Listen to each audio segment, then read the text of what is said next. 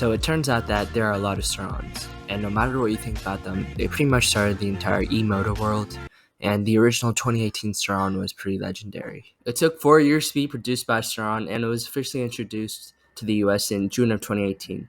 They partnered up with Lunacycles, and that's how they gained most of their popularity. And the newest bike today is the HYPER BE. In between that time was 7 years. And the newer models such as Storm Bee and Ultra Bee all have crazy power numbers compared to the original Light Bee. And clearly lots have happened. So today I'm going to be talking about every single Surron. So March of 2018, the first Surron. Before the Light Bee came out, there was basically no knowledge or hype surrounding the Surron, but when it finally came out, it was immediately recognizable. Just looking at it, it kind of looks like a weird hybrid of a mountain bike and a dirt bike. So in 2018, the Surron wasn't mainstream yet, and part of the reason why they were so successful, even without mainstream knowledge of it, was because of how different it was compared to the rest of the competition. At the time, the competition was probably Super 73, Kuberg Freeride, and maybe Stealth Bombers. And the Super 73, there's no power in it, and it's just super expensive. And the Kuberg Freerider looked really ugly and was expensive. And Stealth Bombers at the time, they were probably pretty popular, but they didn't have much power, but it was expensive, and it was pedals, and it was basically just a mountain bike with a giant hub motor in it. And hub motors make it so that you basically get less torque. It wasn't as good for off-roading, so yeah. So the Light Bee is a very recognizable design. It was made with forged aluminum, which allowed it to be lightweight and strong. In 2018, the frame came in 3 colorways: red, black, and blue. And a fun fact is that the Surron frame only weighs 14 pounds, and the design is very minimalistic. The battery was tucked in the middle of the bike. It made removing the battery very easy. The controller was tucked right under the frame. The swing arm was very sturdy. The Light Bee was also just very user-friendly and easy to use. You can just turn the key and it'll be on, and it'll be ready to use. There was 2 switches that you only had to worry about. It was the Eco and Sport button, and it made everything just super simple. As for the wheels, there were 19-inch wheels, and it was decent size for most types of riding. As for the specs, when it first came out, it was 5,000 watts, 60 volts, 32 amp hour battery, and had a top speed of 45 miles an hour. And it came with RST killer suspension, or the DNM suspension. And the suspension was alright for what was available back then. The bike as a whole, however, was pretty much underpowered, and most people think that it came with 6 kilowatts since the 2018 version, but that wasn't until the Light Bee X version in 2022. The Light Bee controller doesn't have the X on it, so that's how you can differentiate it. So the price for all of this at the time was only $3,500, which is significantly better than the other options, making it obvious why it was so popular.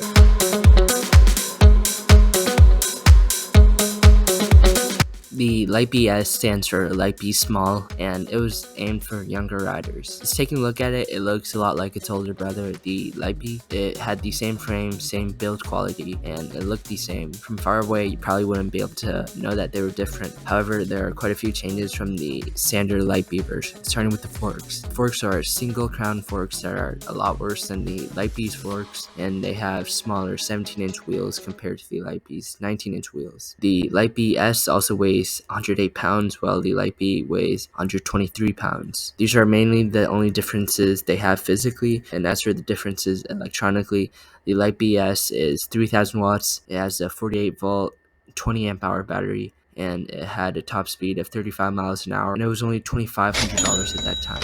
It was $1,000 cheaper than the Light Bee, but you were getting half the power and basically half the suspension. It was just as fun as its older brother and just slightly toned down. You notice that nowadays you don't really see these anywhere, and that's because most of the demographic that was buying the Surrons weren't young little kids, and it was a lot of adults and teens that wanted these.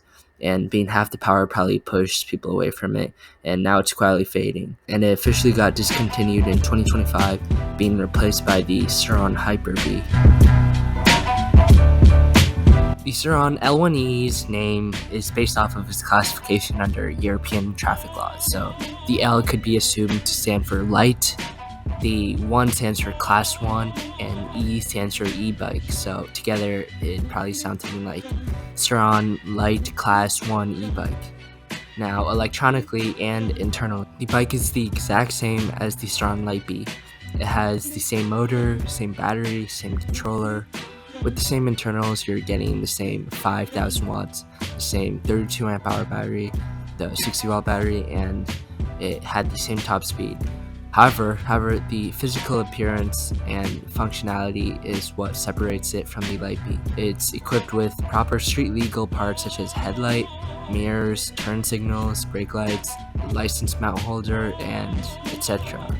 You could swap all the parts on a Light Bee L1e onto a Light Bee and they'd pretty much be the same. This bike had all the paperwork, all the parts, and you'd easily be able to register at the DMV, which was unheard of at that time.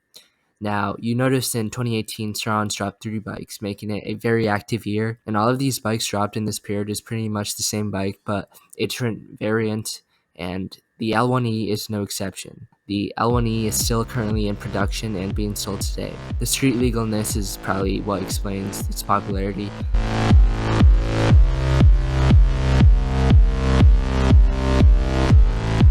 So just taking a simple look at the bike, it looks the exact same as the previous Light Bee model that I talked about. In fact, there are no differences physically on the bike. In the 2021 Surron Light Bee X model, the bike received a new controller, this controller being the main difference. The controller enabled regenerative braking on the bike for the first time, boosted power about 20%, and it went from 5,000 watts to 6,000 watts. The Surron X also introduced D&M forks, which were better than the RST killer forks that previously came with the bike. After this version of the bike, the L1e got the new updates as well. The updates on this bike are very significant, which is why I am putting this bike in the video for a short section. After 2021, all the Surron Light Bees were now called Surron Light Bee X's.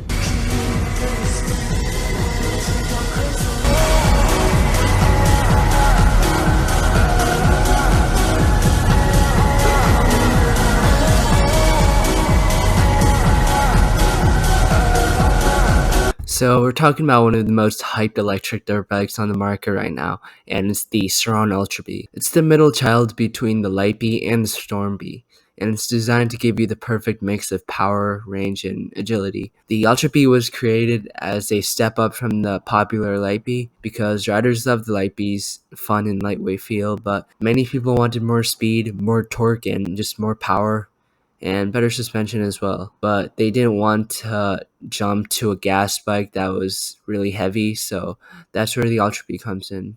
Initially came with 12.5 kilowatts, and it had 440 newton meters of torque, and it made it super snappy, which allowed it to ride any trail, any jumps, and it could even do some motocross tracks. The top speed of a ULTRA BEE is about 60 miles an hour, but it could go up and down depending on the condition.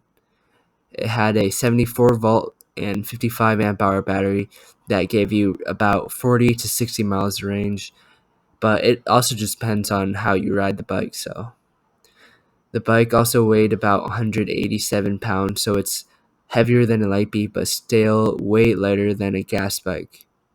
And initially came out with 2 colorways of black and green. So some interesting features that the ULTRA BEE had was that it had traction control on the ULTRA BEE, which was really crazy. I honestly didn't know it had traction control, but it helps keep grip in slippery conditions, and it's something that the Light Bee never had. The traction control had 3 levels of adjustment and was easily adjustable with just a click of a button. It also came with better suspension, and it was a lot more adjustable for more professional riders, so it was really nice. It also had 4 riding modes: Eco, Daily, Sport, and Reverse. I didn't know this, but yes, it had Reverse. Now, the ULTRA BEE has one of the most prized part of any e-bike out there, and it was the brakes. The brakes on the ULTRA BEE are just so goated. They feel and perform better than anything else, and I'm not even trying to glaze it, but it's just so good. The Ultra Bee is perfect for riders who feel like the Light Bee doesn't have enough power, but they don't want the bulk or price of a Storm Bee. But it's a sweet spot for trail riding, free riding, and just the success of the Ultra Bee resulted in Surron's continuous production, and now they have a new model, and it's 22.5 kilowatts, and it has a bigger battery and a new colorway of desert brown. It's pretty much the same, so I'm just gonna not talk too much about it.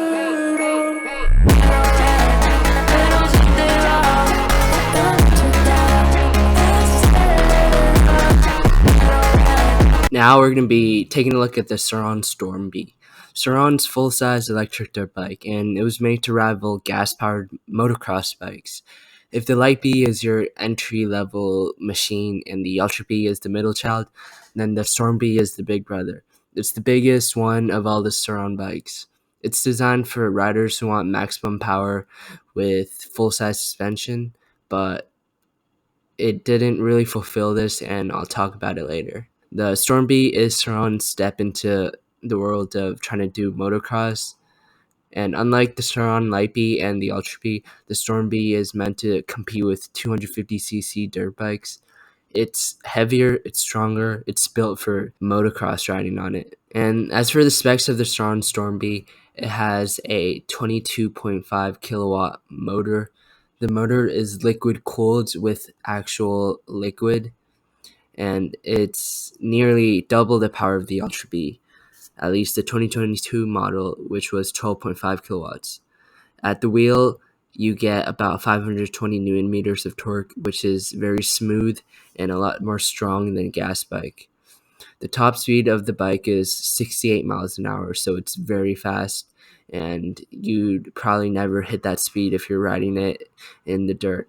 As for the battery, it's a 90 volt, 48 amp hour lithium battery, so it has a watt hour of 4320 watt hours. This combination gives you a lot of range, up to 70 miles, and depending on the terrain, you could definitely get more or less. The weight is about 280 pounds, and it's only this heavy because it was meant to be a full-size bike, and that's a lot more heavier than the Light Bee or Surron Ultra Bee, but it's right in line with how much traditional dirt bikes like a 254 stroke would weigh. Some features that the Surron Bee had was it had a liquid cooled motor, which kept very consistent performance and allowed you to push a ton of power for a long time. It also had traction control just like the Ultra Bee, so eco, rain, and sport. So it was really good for slippery conditions. There was also a reverse mode, and that was really useful because this bike had a street legal version where you could register it to the DMV. And for the suspension, it had a full motocross fork and rear shock, which allowed you to handle a ton of big jumps, lots of gnarly trails, and the frame was a lot stronger. It was a lot more reinforced, which is part of the reason why the bike weighs so much. As for why this bike isn't that popular is just because of how heavy it is. Unlike the Light Bee, where you could just ride it wherever you want, Storm Bee, it would be like riding a full-size dirt bike on the road, and you would not be able to get away with it because of cops. They'd all think that it was a monster and you should not be riding on the road at all. But unlike Ultra Bee or Light Bee, they all weighed less than 200 pounds, and they allowed you to ride on the street easily. The bike also costed $12,000, which is very, very expensive. And at that price point, you could just buy a Stark Varg, which was way more powerful and a lot more well-known compared to a Storm Bee.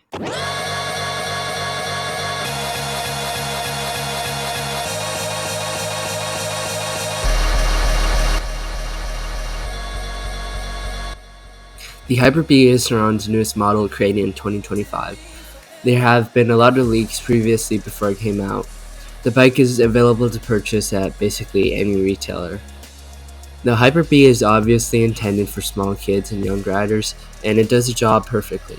It comes at a price point of $3,200, which is expensive, but it gets you a bike. The bike is significantly lighter than any other Surron bike on the market. And Surron intended this bike to let you just play on it. For example, you could be hopping in your backyards, doing small jumps. You could go to skating parks or do some light trail riding. And this bike just lets you act like a kid. And any adult will fit the bike fine, assuming they aren't super tall or if they're really overweight, which is very great. As for the specs of the bike, it has a 5,000 watt motor and it gives you about 159 newton meters of torque. It has a top speed of about 34 miles an hour, which is sufficient and good for young riders, which is what it's intended for. And the battery is a 48 volt, 25 amp hour battery. It offers about 30 miles range, and it also just depends on how hard you're riding it. Now, the weight of the bike is about 84 pounds, which is a lot lighter than any other Surron in the market. Just to put things in perspective, a Light Bee is about 126 pounds, so this is about 40 pounds lighter, which is a significant difference. And the bike comes with two different wheel options. You can choose a 14-inch front and a 12-inch rear, or a 12-inch front and a 10-inch rear. And both setups are great, but it just depends on what you prefer. The controller is the same as a Surron controller. It comes from the same company. And the suspension is pretty good too. It has 35mm front forks, has decent rear shock, and it basically has a lot of the Surron Light Bee safety features such as tilt sensor. There's a remote power shutoff, and it's good for the youth.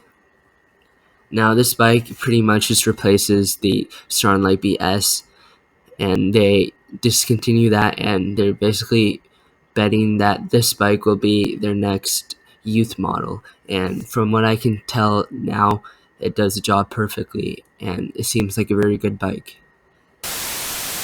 So I thought I would take the time to review and rate every single bike in this video on a scale of 1 to 10. I'll be reviewing based on how good the bike looks, the bang for the buck, and the performance. So first is the Surron Light Bee. I'm going to count the Surron Light Bee X and the L1e and the original Light Bee together because they're pretty much the same bike. But it's a classic design that hasn't changed for over 6-7 years now, and it came in many beautiful colorways. It came in blue, red, black, white, purple. There were so many colorways, and I believe that its looks are a 4.5 out of 5. The performance at the time was very good. There wasn't anything that was that light and having 5,000 watts of power, but for today's standard, 5,000 watts is basically nothing. So for that reason, I'm going to give the performance a 2.5 out of 5. The bang for the buck was unreal at the time, and launching at a price point of $3,500-ish, it was a steal. And for that reason, I am giving it a 5 out of 5. The total score for the Light Bee will be a 12 out of 15. Light BS also looked very good, but his forks were kind of goofy, so I'm giving it a score of 4 out of 5. The performance was also very mediocre for such a high price point, so I'm giving it a 1.5 out of 5. The bang for the buck was alright because it was only $2,500 at release, so I'm giving it a 3 out of 5. So the total score will be 8.5 out of 15. The Ultra Bee, in my opinion, looks the best with the way that the frame is designed. Its colorways are also very gorgeous, so I'm giving it a score of 5 out of 5. The performance, especially the 2025 model, is very, very good, but even the older models was decently performed, so I am giving it a score of 4.5 out of 5. And the bang for the buck is alright because even though it's expensive, you're getting a lot of good performance still, so I am giving it a score of 4.5 out of 5. So the total score will be 14 out of 15. The Storm Bee looks pretty good in my opinion. It doesn't look as good as the Ultra Bee, but it looks better than the Light Bee in my opinion. So for that, I'm giving it a score of 4.5 out of 5. And the performance was kind of lackluster. It only had 22.5 kilowatts, and now the Ultra Bee has 22.5 kilowatts. So the Storm Bee is heavily underpowered, and adding the fact that it's overweight, it basically means you just have a very chunky bike, and for that I'm giving it a score of 3.5 out of 5. And as for the bang for the buck, it was $12,000 MSRP. The performance is kind of shit, and the bike just weighs way too much, and you could have a stock Varg for the same price. So for that, I'm giving it a score of a 10 out of 15. The Surron HYPER BE looks pretty mediocre in my opinion. It looks kind of weird. It looks naked, and for that, I'm giving it a 3.5 out of 5. The performance is actually pretty decent. As a 5,000 watt motor and on such a small and lightweight platform, it isn't even that bad. So I am giving it a 3.5 out of 5. The bang for the buck is alright. Because it comes at a pretty steep price point, I am giving it a 3. The total score is a 10 out of 15. You could call me Norte, in a 911, pull off in a Porsche. I ain't never losing sleep on what these horses say. Just get my good side, make sure that shit 4K, yeah. Baby, I've been serving L's like the weed man. Ain't even signed yet, you could get it freelance. I'm walking in with